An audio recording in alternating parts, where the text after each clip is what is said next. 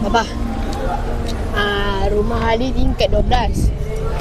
Ali naik lift, dia pergi tingkat 10 je. Sebab apa? Lift rosak lah.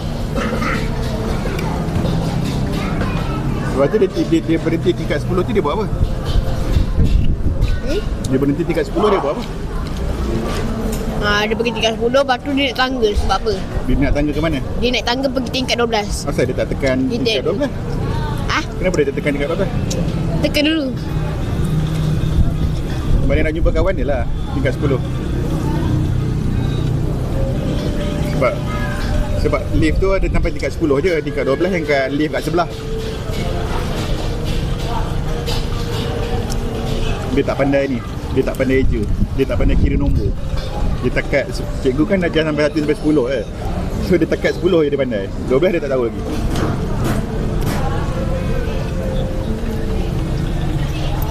Tak tahu.